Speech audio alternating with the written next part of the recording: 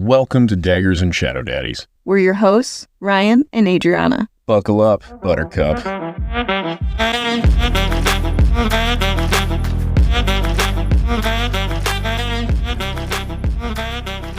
Quick disclaimer, this is a reread for Fourth Wing and Iron Flame as we prepare for the book Onyx Storm. Spoilers ahead. You listened to the dramatized version this week. What'd you think of it? I only got as far as parapet. Oh, okay. So you didn't go all the way through chapter 10. No, it would have been an awkward thing with what I was doing for work. Couldn't look people in the eyes and listen to that. In the part that I've heard so far, I think it's fine because I realized that I like the mom's voice. General Sorengale's voice in the dramatized version is really great. I do like the sound design. I think the sound design was pretty good. I will admit, you finally got me to listen to 1865, and the sound design difference between 1865 and the dramatization of this is not even comparable. No, 1865 is like if you were watching a TV show that was, or a movie that had incredible sound design in the movie, and you just closed your eyes. There is nothing that sounds like it. I found that it was easier for me to pay attention with different voices, though. I needed a little bit to get used to Violet's new voice compared to the audiobook version. I think the audiobook voice actor is better versus the Violet in the dramatization, but I did get used to it, and I caught so much more. I also got to the parapet stage, and that's when I caught a mistake that we made in the last episode. Dylan didn't get yeeted off of the parapet by Barlow. He just slipped and fell. He went in front of Violet, and that was part of the intensity, was watching him fall to his death. Okay. See, and I don't even think I got that far in the graphic audio, but I'm more than happy to admit I'm going to make a million mistakes in this because so much is happening. My brain kind of conflates events. Well, there's so many people dying. Trying to separate all of their deaths is just too much. It was just something that I noticed that my attention while listening to the dramatized version was so much better. Part of the reason why I'm not cruising through the dramatized version, I think, is I'm apprehensive for Taryn. Oh. I don't think they got Taryn right from what I heard so far. And it's not their fault. It isn't that it's objectively wrong. It's like a Morgan Freeman type individual. Well, and what got me to purchase the dramatized version, even though we have the books, we have the audiobook, and now part one of the dramatized was the voice for Taryn on TikTok that people were using as a sound to advertise essentially their page, their channel, with a completely different voice actor for Taryn than what's actually in the books. Because we searched, I would say, 20, 30 minutes before we finally found an example. And even then it was confusing. So I just went ahead and got it. And I don't think it's a bad move. And all it can do is give us a more well-rounded idea of what's going on. So I'm super stoked that we have it. And I'm excited to listen. I would say, for my own opinion, the sound that's on TikTok, right? Even that, I don't think of that as, it's a good voice, but you hear so much processing that I like that it's got some vocal fry, but there are other people who I think would do a good job of just sounding imposing and definitive. When it comes to Taryn's voice, I think the most important time for choosing the correct voice, yes, in the dramatized version, doesn't sound like it quite landed from what we found, but I bet once you get used to it, it's just fine. But the TV version. Yeah, because we will have subwoofers to hear it, but it needs to be guttural. You need to hear the length of his vocal cords in it. Does that make sense? Yes. And I think that's why it's got to be low, just in the basement. Just like in Braveheart. Just like in Braveheart. What's so funny, I want you to rewatch that movie with grown-up eyes, other than I don't want you to lose this. With Dragonheart? Mm-hmm. My childhood version of Dragonheart, his voice is that guttural, low sound. And I don't even remember. I should actually just look it up. You should not. You keep that memory. It was a wonderful movie, and I think that he probably did an incredible job, right? That voice actor, whomever it was, I don't know. But it cannot live up to what it was in your head. There's nothing that could make it better. It can only fall. Don't do this to yourself. No. Live in your best life. Jumping into chapter 6, this is right after she broke her arm. We learn a little bit about her brother, that he is a mender. At this point, we don't know that his brother trained with Nolan, but it's pretty implied given Nolan has been the one taking care of Violet, really close with her family, all that. So Nolan is the one that takes care of her. He chews out Dain for showing that he cares for her and kicks him out and was just, if this was any other cadet, you would have been gone. Why does Dain not want Nolan to heal her? Because she will have a better chance of being accepted into the scribes. This is before he goes and talks with Gryffindor. I'm not going to get there. I know who you're thinking of, though. Yeah, Gallifrey. I thought it was like Markham or something. I think you're right. I think it's Markham. Who's the general who's in charge of Violet's mom? Melgrim. Okay, and this one is Markham. Yeah, I'm going to get those confused a lot. I think you're right. You wanted me to leave you a note. Her arm is broken. Oh, yeah. Yeah, I remember now. She's dazed as fuck. Her arm is broken, and she's... Okay, this is a mild criticism. I don't necessarily know that the writing in the way that injuries feel comes from a person who's received many injuries. As somebody who's broke arms and legs and all the bones, right? You're not delirious, and especially not... You actually don't feel that pain the way it's being described for hours. Oh, so she wasn't delirious because of the pain. They gave her medicine immediately. One of the healers gave her something to drink. She pulled it out, and this was all before Nolan got there. No. I'm aware of the drunken deliriousness of the medicine. Prior to that, while Dain is still bringing her in there, right? She's focusing. She's like, Dain in his chiseled jaw, lightly bearded face, blah, blah, blah, right? In the way she's fighting through the pain to talk through it, right? Yeah. And it's broken, and there's angst and stuff there. Adrenaline is a crazy thing.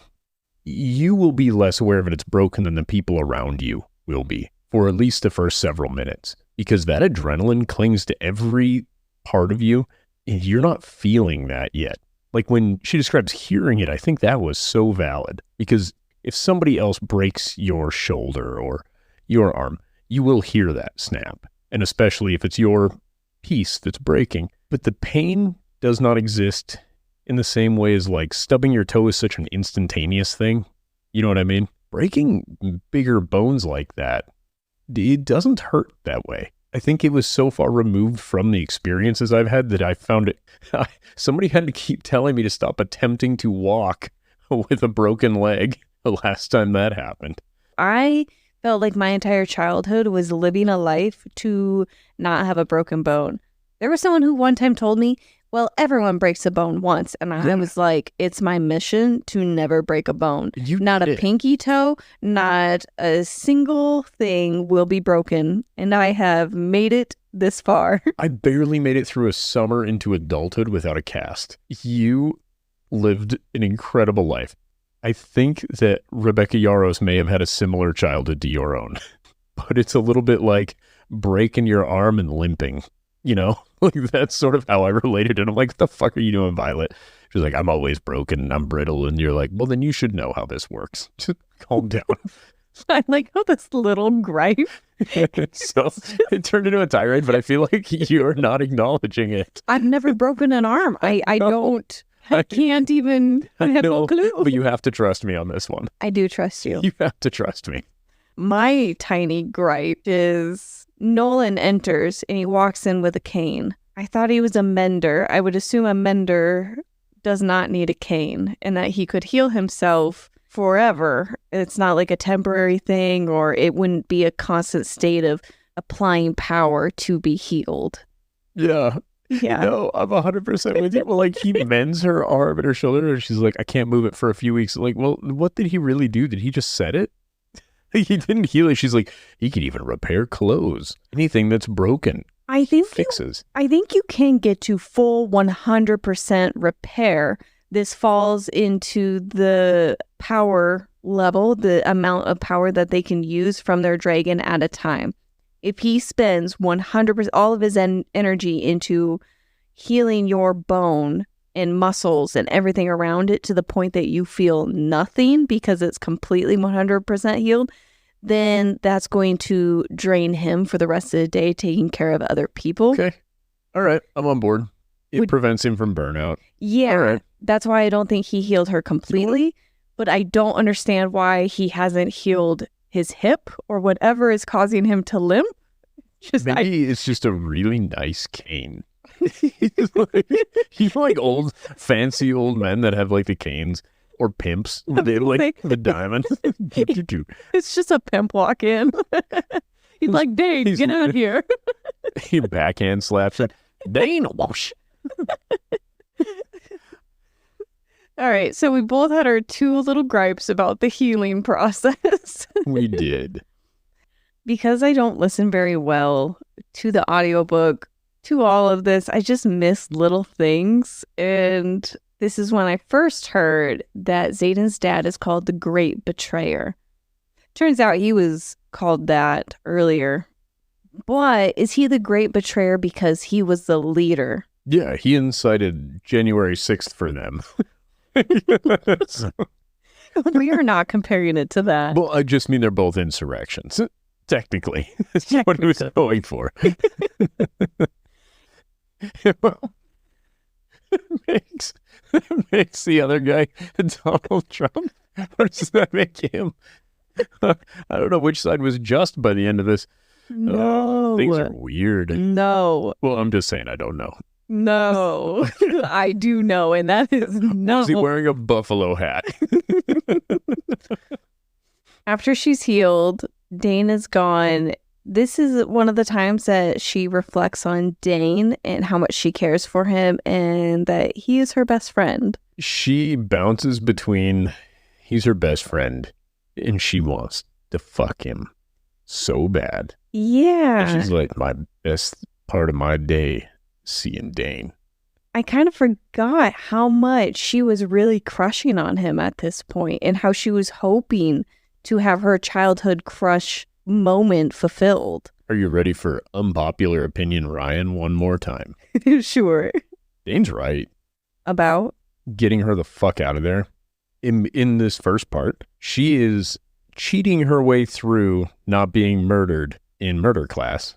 Well, she hasn't cheated yet. No, and all she's done is get her fucking arm broken. She's been in there one time, and the other girl just snaps her arm like a twig. She barely makes it across parapet before some other dude is also trying to murder her. This guy, very murderous, all about like, hey, I'm going to kill Violet. He's like, hey, I've known you since we were like 5. You're very frail, super smart. 2 things that aren't going to go well here for you. Well, Mama Sorengale has known her since she was a baby, and she thinks she can do it. Yeah, well, she probably also didn't think her son would get murdered out there when she sent him out, so... Well, she's fine. I'm just saying, she doesn't have the best track record.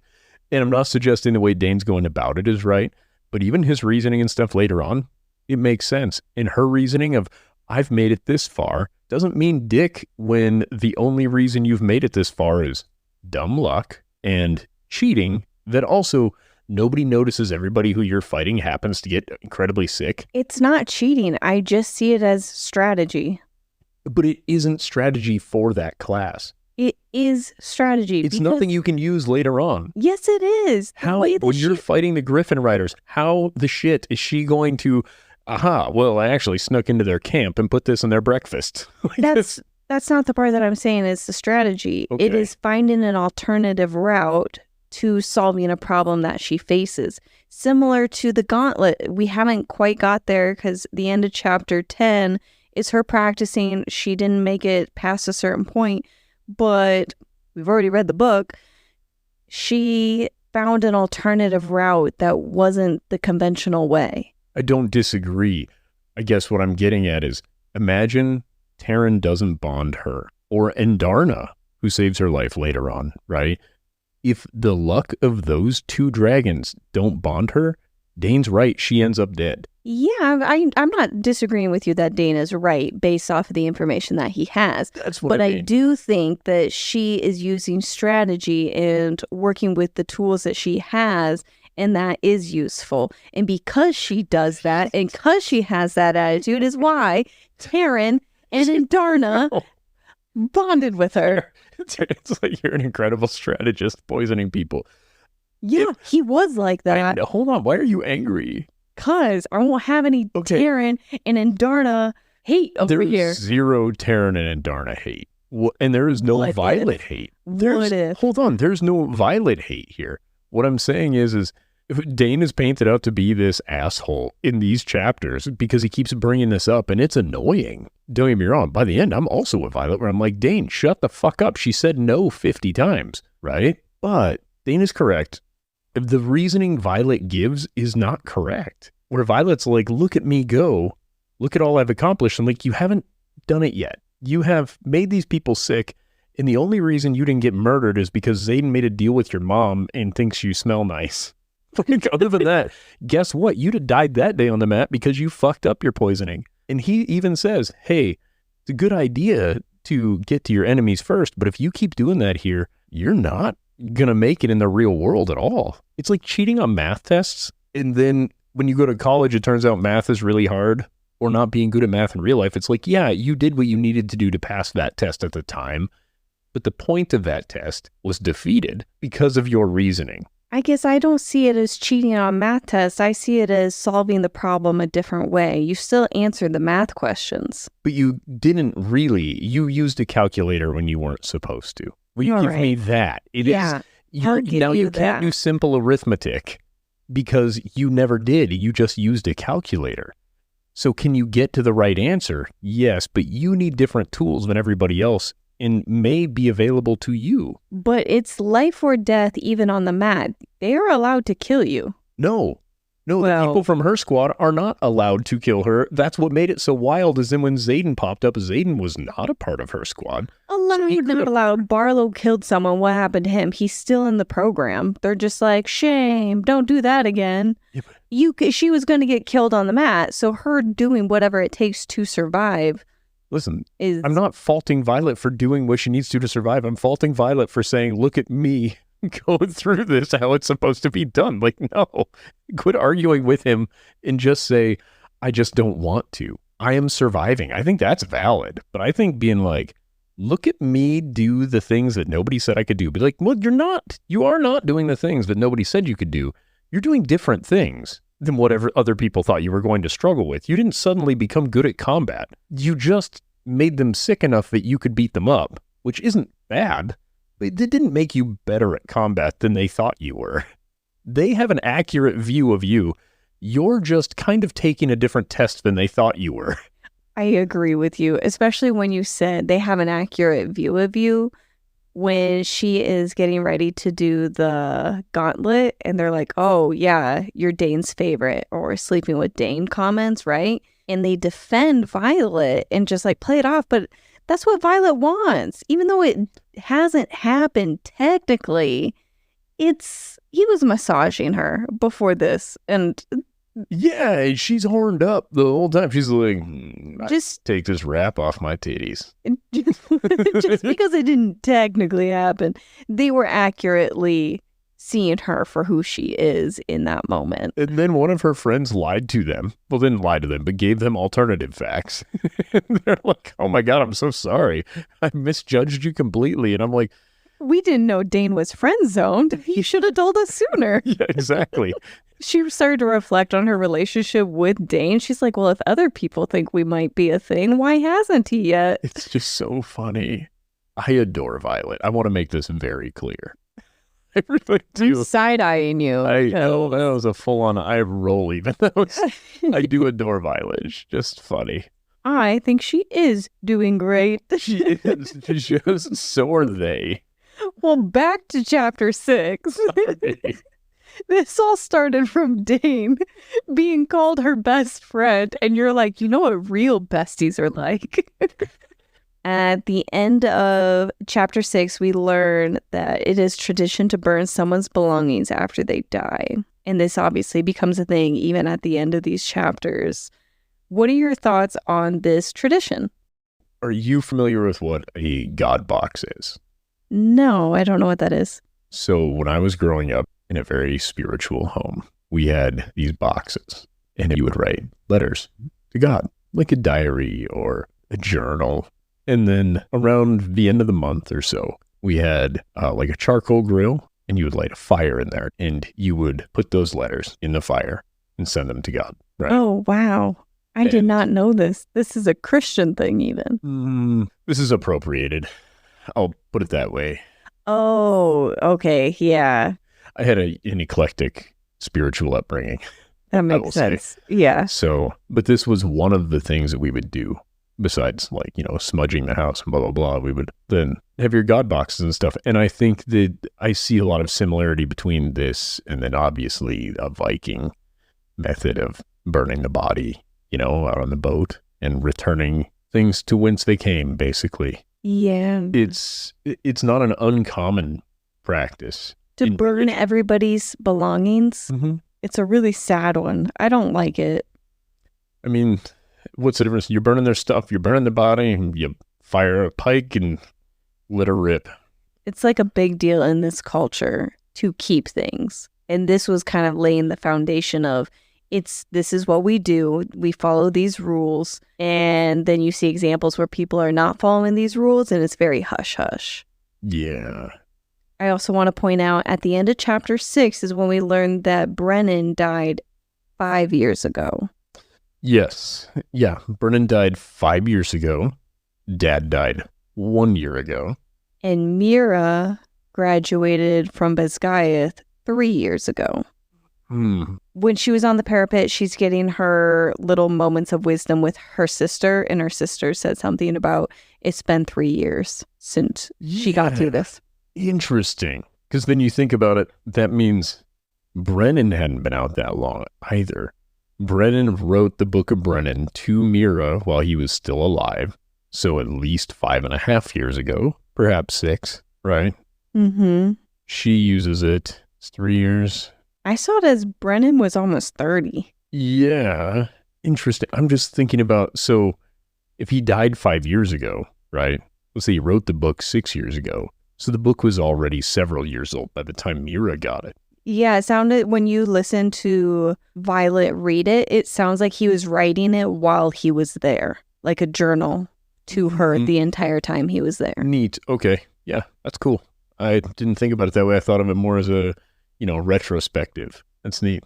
Yeah, I took it as he was writing it whenever he had a piece of advice that he wanted to share with her. He wrote it in the journal. I like it. Yeah. And then it's cute that Violet adds to it also. I completely agree. They got a secret sibling out there. I have those. Funny. Chapter 7, marked ones cannot be in one squad, not walking around in groups of 3, or it's a capital offense. Yeah, anytime they are grouped up more than 3, Melgren can't see what's going on with them. Is it as soon as there's 3 of them together? The fourth one is a sin. It's 3, you're fine. No, not even 3. It's in a group of 3. So groups I thought that other than when Xaden tells him to leave, he says leave in groups of 3. I thought that was so they could all still be hidden. I think it's so that if they get caught, they don't get murdered for being in a group of 4. Otherwise, you guys could all split off. You just have one large lump and Melgren can't see you. He's just a dark spot where 20 souls should be. But at the end of these chapters, now I'm scrolling all the way to the end of 10, Xaden, Bodhi, and Garrick all showed up on dinosaurs.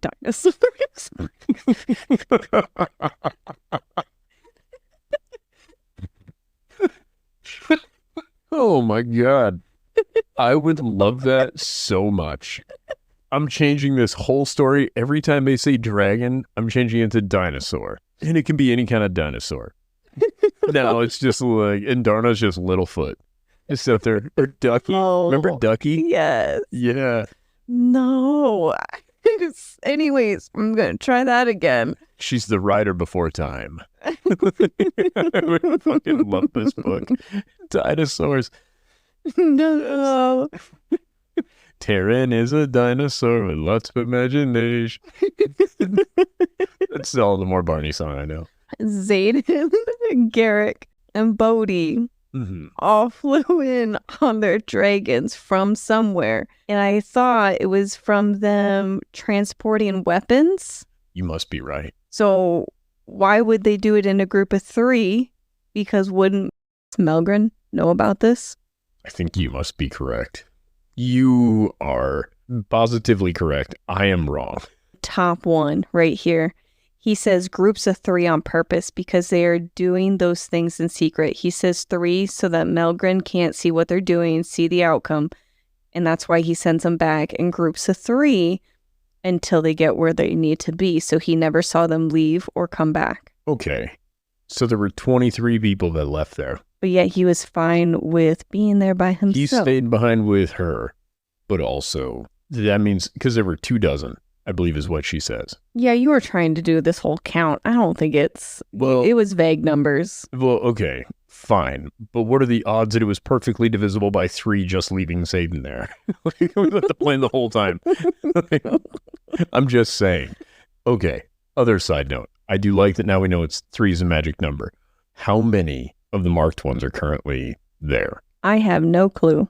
I think it was 40 something, right? Let's even just say 40. How many fucking squads are there? You can only have 2 per squad. Are there 20 some squads? It is 4 times 3 times 3. Okay, so 36 squads. All right, they can do it, but better not get any more marked ones up in this place. We're getting dangerously low on space before the whole place is a blur. But also, how close do they need to be? I have so many questions about this. He's like, if 3 of them are within 8 feet of each other, I can't see what's going on. But if it was just like 3 of them in any sort of a grouping, the dorm would have been an issue their first year, where they have just all these kids crammed into this one big dorm room. Like all the marked ones are in here. We don't know what's happening in that room. I didn't really see Melgren's power as the ultimate power for having such a powerful dragon. Foresight is pretty huge, but it's the way it's worded is it's so specific. Does that make sense? Yeah. I think he actually must have something else going on with his signet that is hyper classified. Does that make sense? Yeah. Like maybe he's the one in Tinsic they kind of let live. Yeah, but he maybe. can just see the future, period. Incredible strategist because of the information that he has. Wouldn't it be cool if he saw a battle that they lost, right? And he saw like 3 marked ones in that battle fighting against them. And he's like, motherfucker, we can never let more than 2 of them together. He really can still see what's going on, but he knows they lost at some point when there were more than 2. Oh, so no, he's just banning them. Like, actually, we're going to do this a little differently.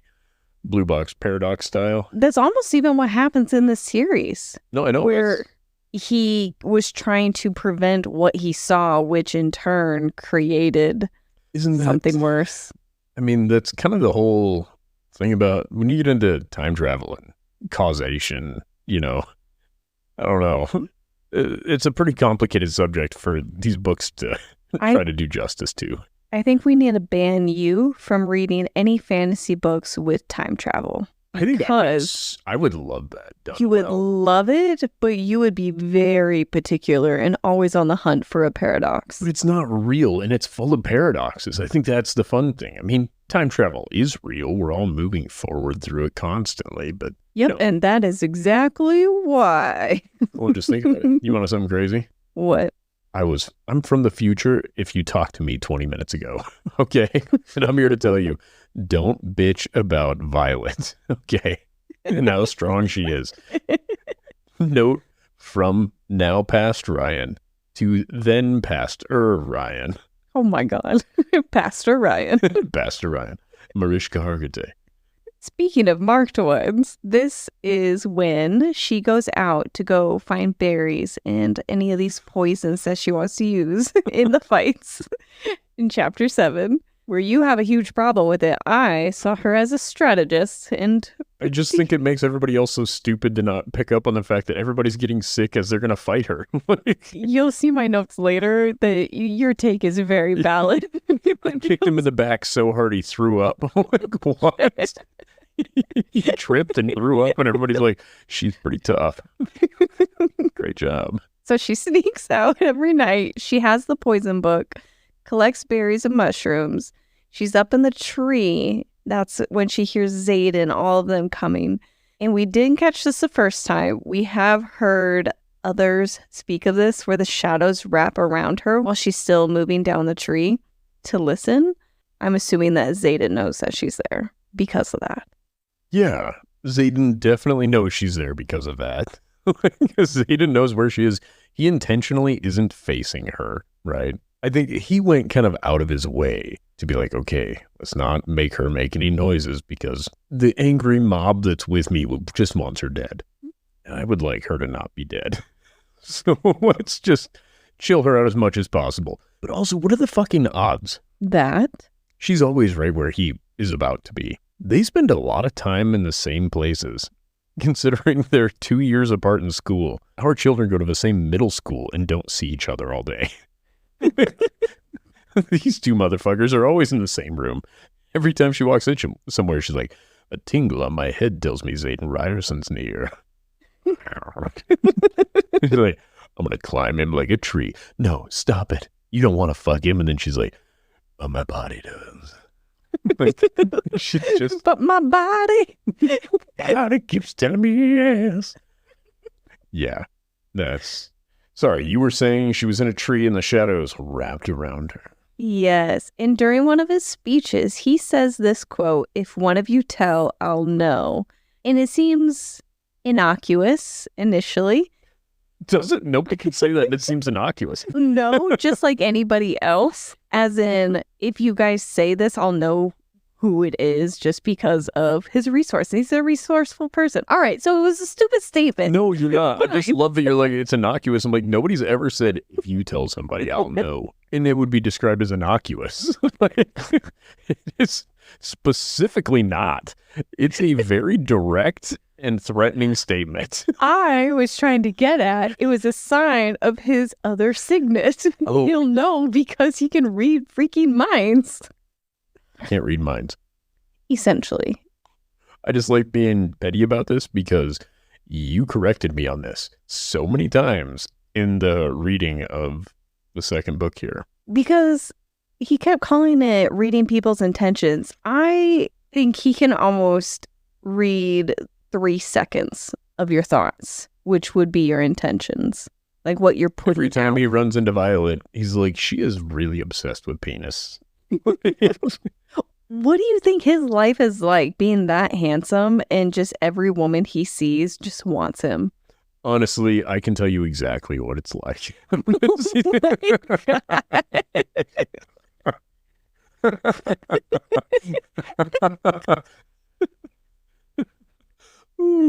Okay, back to the serious shit.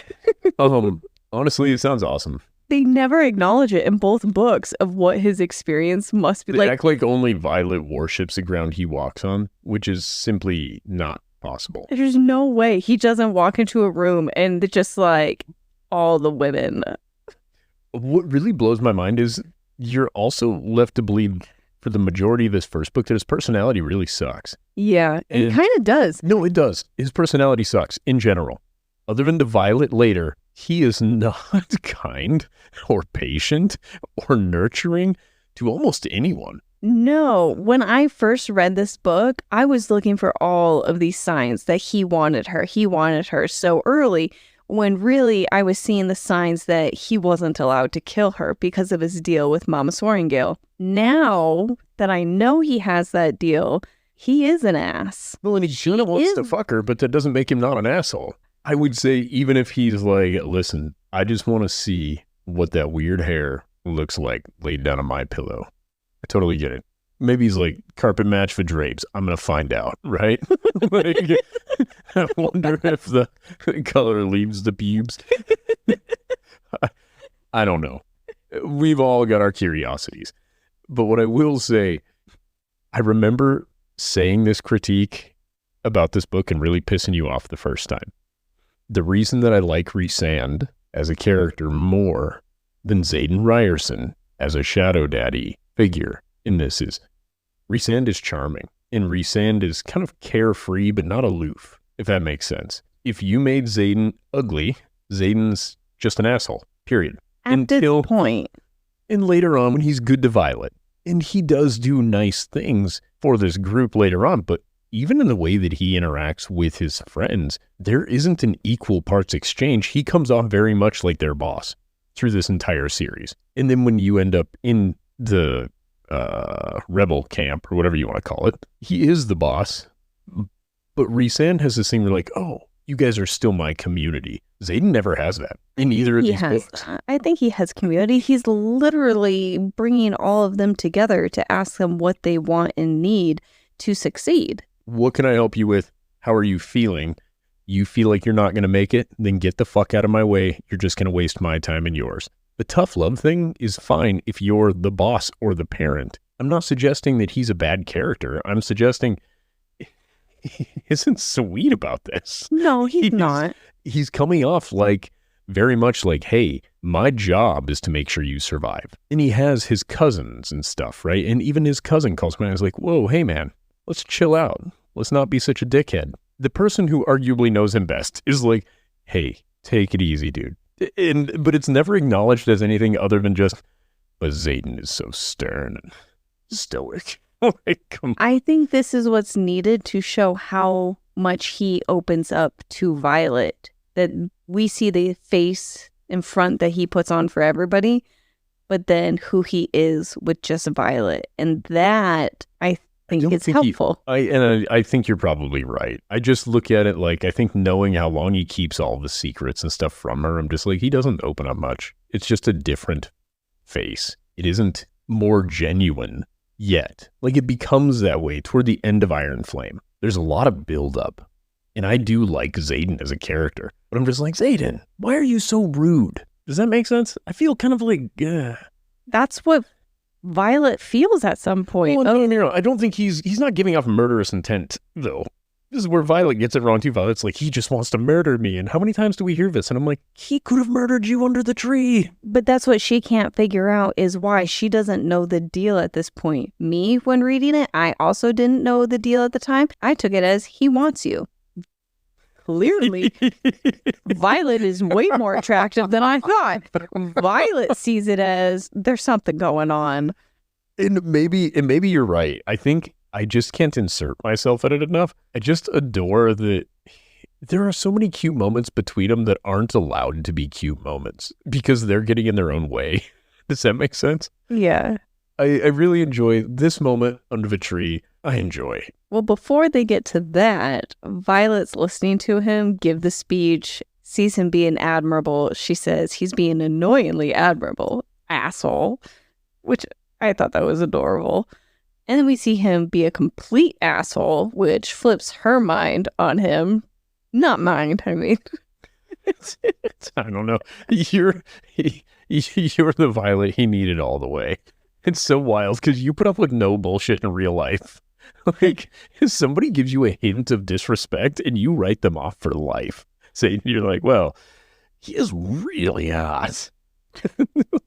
So I have a question for you, though. Okay. Does Imogen have a crush on Xaden? No. Nothing. No. Okay.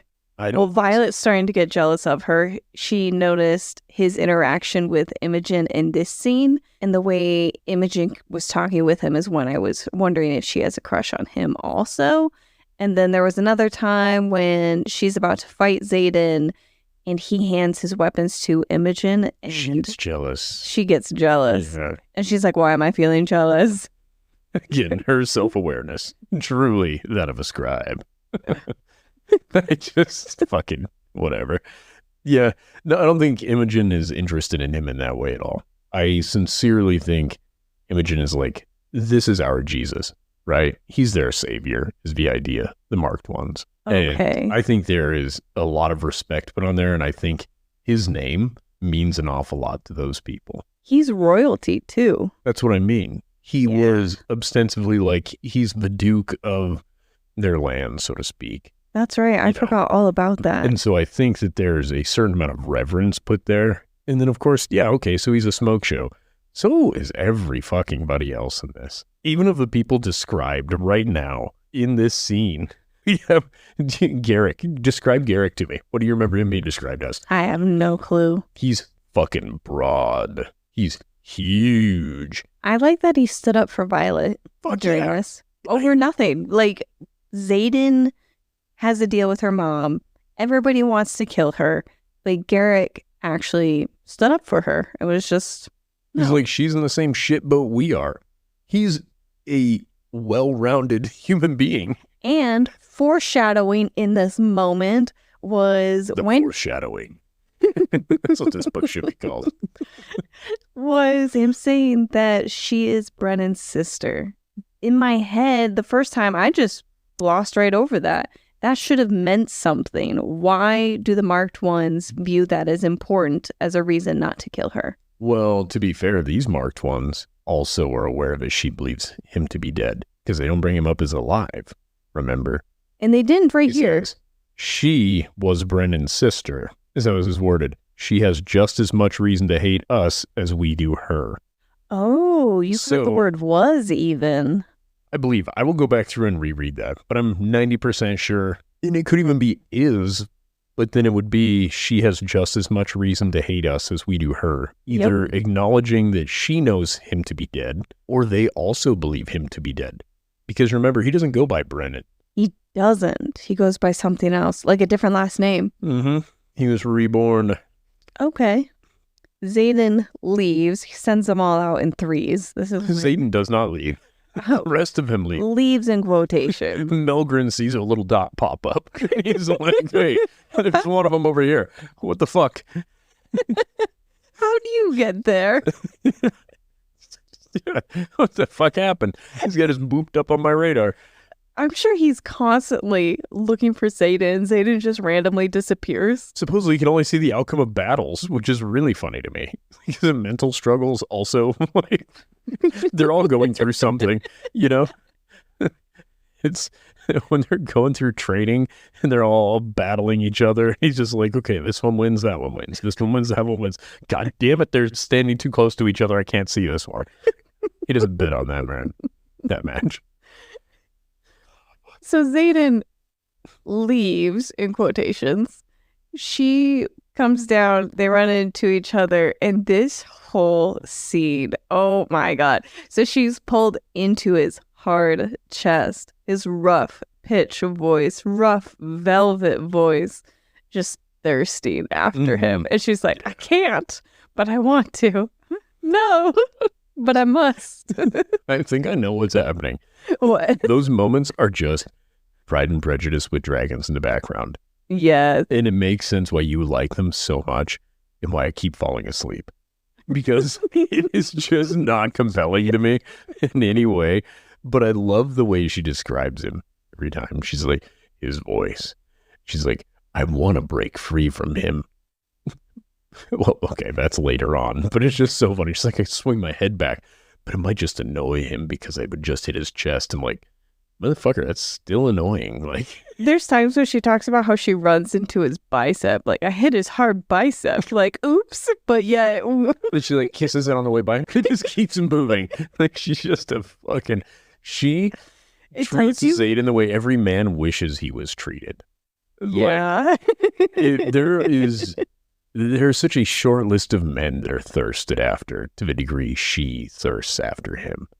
Oh, yeah. But it's so cool because I think most women know what it's like to be thirsted after like that. So you guys have this odd moment of kind of understanding what's going on.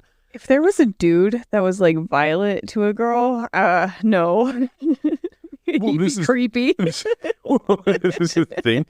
Now, if his point of view chapters read like hers do, where he's like, I saw her up in that tree, or bony little ass up there.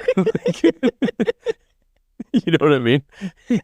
She described how she has no curves and they should be muscled, but they're not because they're not there. She's like, she says it, not me. I'm not making it up. I know. And I do love that she isn't stereotypically hot, right? She just has a different build than most female main characters. Yeah, and they didn't the way, what's so weird, she obsesses over bodies. We get a description of the other women too. I think that's the author helping us, the reader. A buxom redhead is one of them, and I thought that was so fun. And then it's like not gordita, but something like this, plus size or whatever, woman, blah, blah, blah. And you're like, oh, okay, all right. So there is different body types in this. Awesome. And then for Violet, she's like, I have no curves. There should be muscles. There aren't muscles. There's no curvaceousness to me at all. I am not a... Well, she says it more matter of fact, not as a form of self-hate. And I don't think she has any self-hate, and I love that. Same, because for young readers, hearing someone just be matter of fact, there's these bodies, those bodies, and loving yourself and what you are like and just accepting and whatnot, I think it's really good. There's extreme body positivity toward the female characters in this book. I think that's a good thing. I do too. Okay. I think that's, I realize maybe I said that. Extreme sounds like it was too far. I think these extremist body positivity bitches. It's so positive. Gross. And get your regular body out of this book. I want to hear more about the buxom redhead. No, but what's funny is there isn't any of that for the male characters. No, so I wrote down some more of what she was saying. Wild. He's called a shadow wielder, and we learn more about what he can do. He also blames his shadows as why he has the second signet. He's like, well, I know everything because of shadows. They tell me everything. There's flirty banter going on between them. Their eyes are locked. His perfect lips. Shadows grab the daggers so they can interact with real world objects and pull daggers and out she of the tree. immediately was like, one of them bad boys just paddling that pink canoe for it. Stop. That isn't where your head went. It is. No. I knew it. Bullshit. Well, yeah. I know it. And then he puts her daggers away on her. Yeah. He slides the daggers back into her chestual region. Chestral? I don't know. What do you call it? The ribs isn't the sexy way to say it. I also looked up what I was trying to think of a flower that Xaden is similar to. Do you have any ideas? Every rose has its thorn. Going into a song. Just like every cowboy sings a sad, sad song. I think he's similar to Nightshade, whereas enticing, you want it, but it's dangerous and poisonous. And that is, she's describing him in these ways. And the fact that this whole chapter is about poisons, Nightshade. Okay, all right. That's his new code name. No. Code name Nightshade. He also leaves Barlow for her to take out. You asked, why doesn't Dain or Xaden take out Barlow? In any of these are two men that care about her, know that there is a man out there with a vendetta to murder her the next chance that he gets. Why aren't they doing it? I think the answer to your question, whether you like it or not, is Dain is too much of a rule follower. So he's not going to murder someone unprompted like that just because of an... He was prompted. Let's not say unprompted. He's attempted. He's murdered other people. But there are issues in rules with Dain just murdering him out of nowhere. Sounds like a solvable problem, but sure, go ahead. It is. And then Xaden at this point, I don't think Xaden actually likes her at this point or has a crush on her. I think he probably finds her attractive, but he's leaving Barlow for her to kill, is what I got from this scene. I don't disagree. I think the problem I come up with is knowing further into the book. If it wasn't for Indarna, this isn't just Jack Barlow, don't get me wrong, but if it wasn't for Indarna, she would be dead, right? The night where those people all break into her room. And True. yeah. But at that point, I don't think Xaden had the feelings for her enough to kill someone for her. Xaden went in and killed the rest of the people in that room. At that point, you know what? I'm going to pause all those thoughts until we get to that, because I'll probably get to that point and be like, remember, she didn't kill them. He did. He was just late. But why didn't he do it sooner? Was it because he actually had feelings? I guess we're going to find out, because I forgot all about this stuff. I know. Here's the thing. And I will, for the most part, leave this on pause because I'm going to get a million of these details wrong.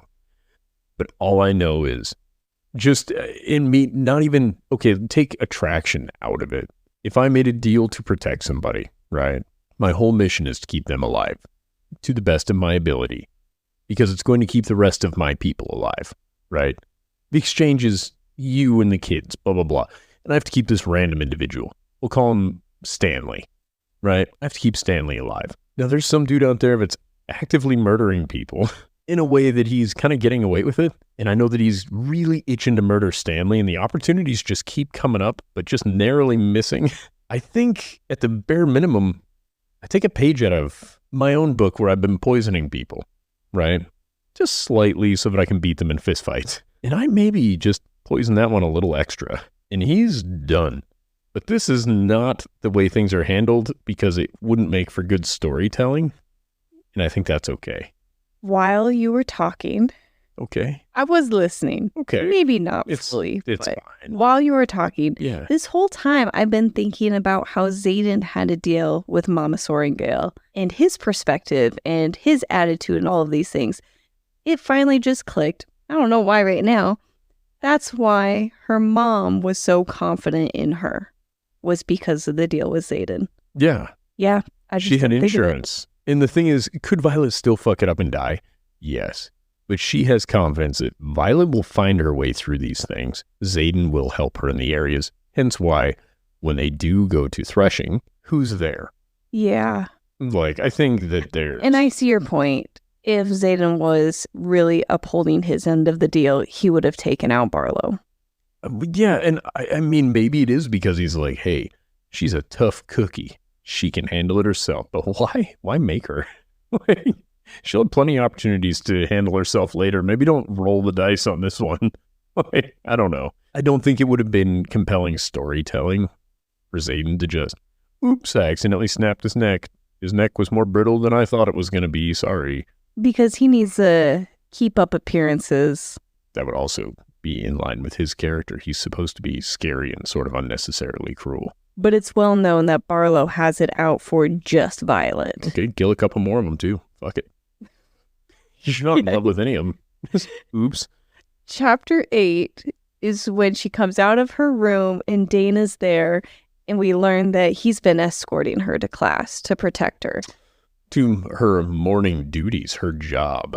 Yeah. They are both grinning, and we learn what Dain smells like. Do you remember what he smells like? This might be Xaden. So everybody's a mix of citrus and something, because men have to smell like fruits in these books, is what I've learned. Dain smells like leather and soap. Are you sure it wasn't citrus? It was soap. What kind of soap? It was just funny. Why? He washes his ass. You know, good for him. He's not covering it up with too much perfume. All these other shadow daddies are all like, I need to smell flowery. And Dain's like, listen, I'm going to smell of rich mahogany and leather-bound books. And soap. And you know what? It works for her. She's like, I like his smell. He doesn't smell like ass. It's good. Yeah, it works. Good for you, Dain. It works for him. Also, why are these people always sniffing each other? I think she's standing right next to him. Yeah, okay. You and I have stood next to each other quite a bit. What do I smell like? Give it a description. Your deodorant. No, I mean outside of that. I don't know. Is there a smell? Would you equate it to leather or citrus or a breeze? What type of deodorant do I wear? Your Axe deodorant. Oh, God. Your Spice. I've never worn Axe deodorant. You smell like Old Spice deodorant and Gain laundry detergent.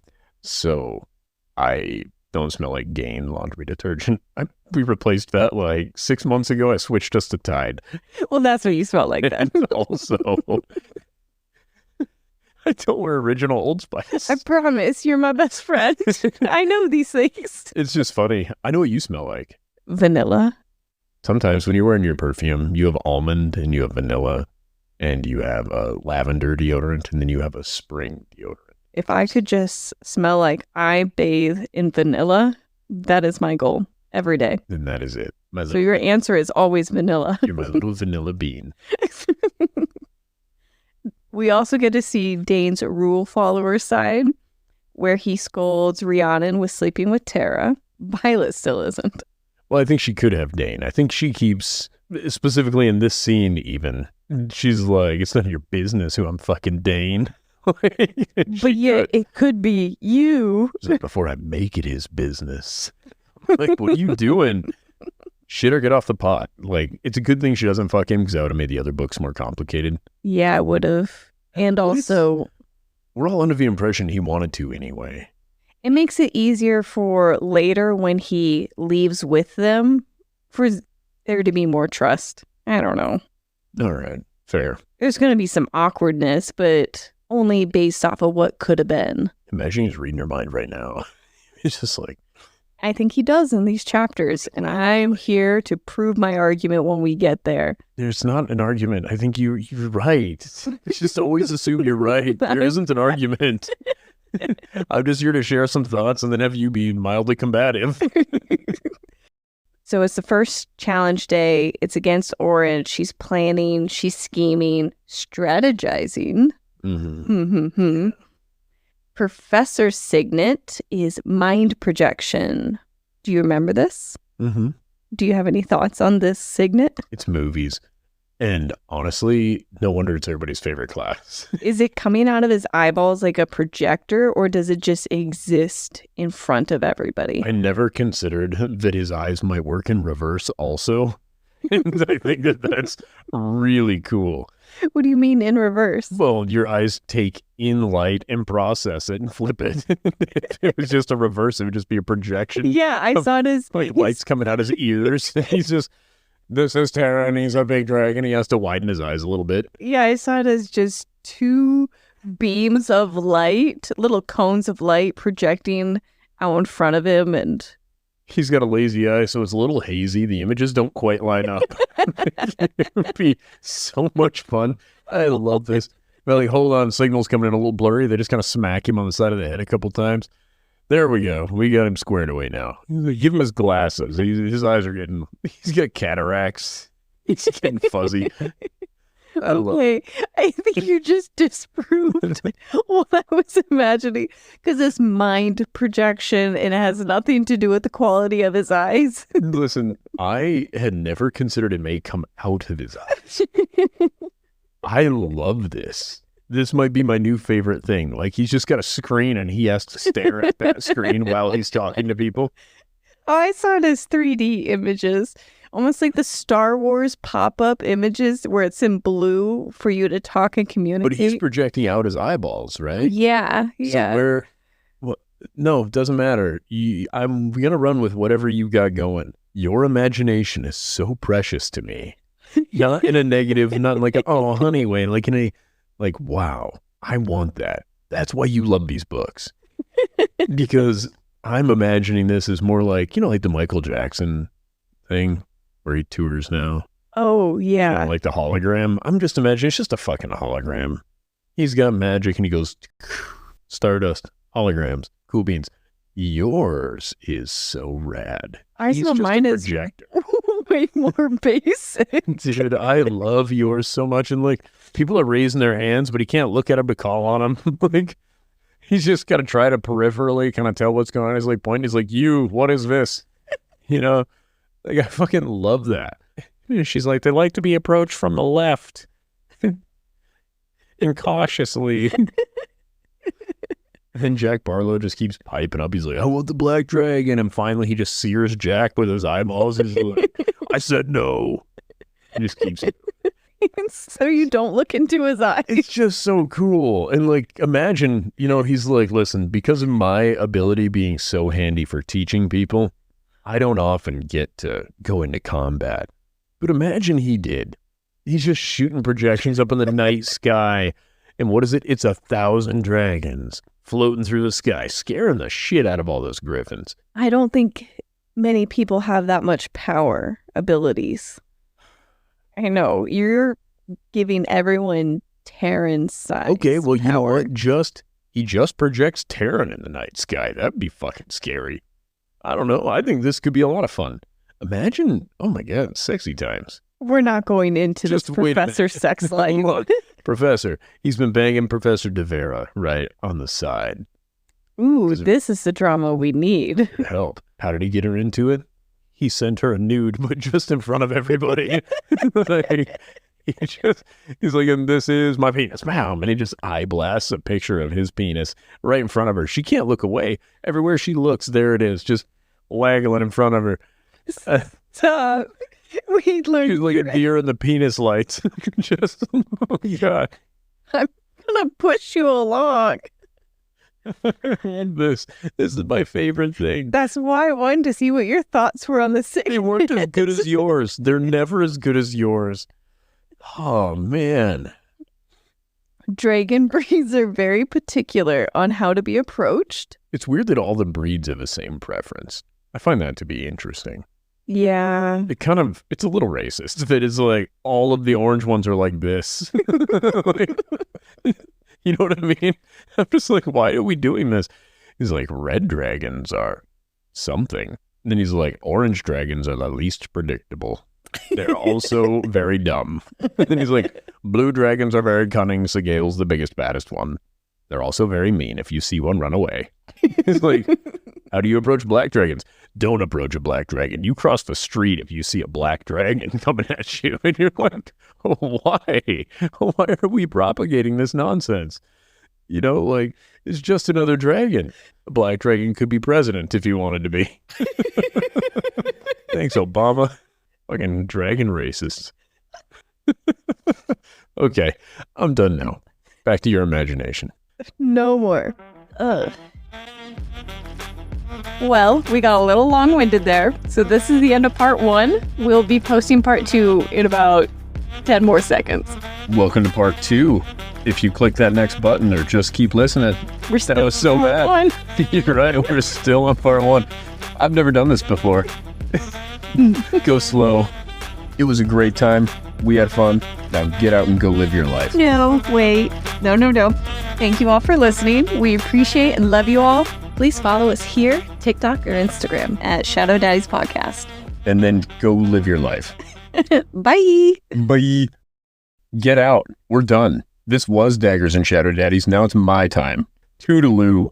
It was fun for us. I hope it was fun for you. But that's all we've got. Goodbye. Come back in a few days. We love you.